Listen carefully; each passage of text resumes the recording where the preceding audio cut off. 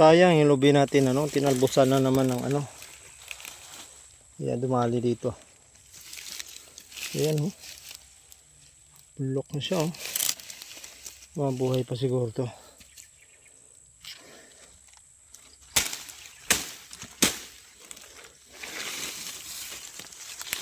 Ate.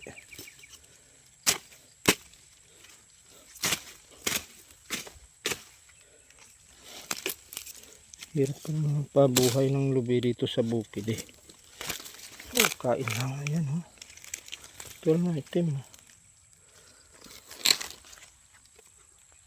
Bulok. Kaya ito.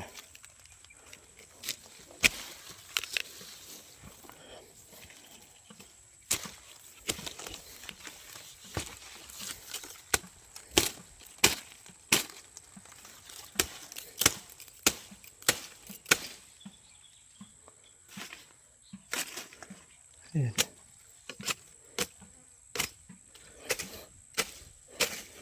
Minsan nagsasanga ito eh, pagka namatay dito lalabas yung sanga niya.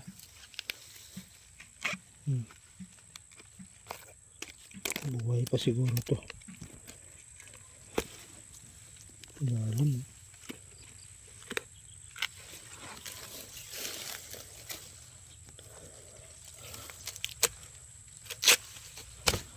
Ayan.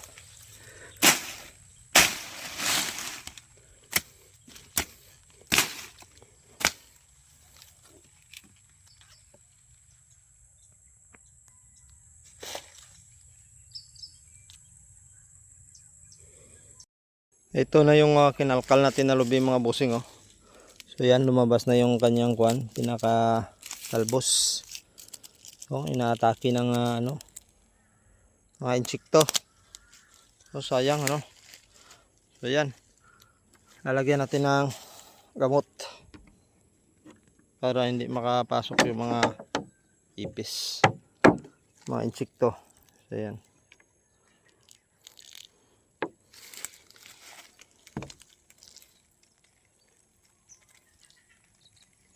Ayan. Malaki na. O, diba? Pag hindi mo kaya mga bossing, matuluyan siyang ano, mabulok. Kaya ito, gumanda na yung dahon nyo.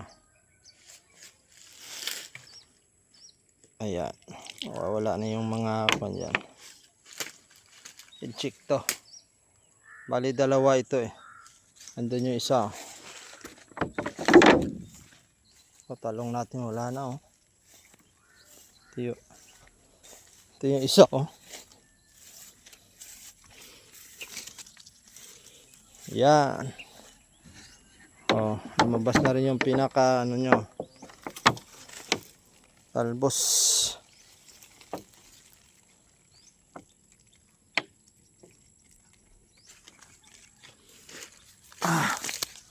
Tagal kasi makabuylo yung tanim natin mga bossing dahil laging inaabot ng init dito. So ayan ang natake ng mga ano, uod. Ano, yung mga ipis na maliliit. Binabahayan. Lalagyan natin. Ayan. Lagi kasi nga naabot ng init dito. Tsaka walang patubig. Ano na ito, ulan lang. So yan mga boss, good morning.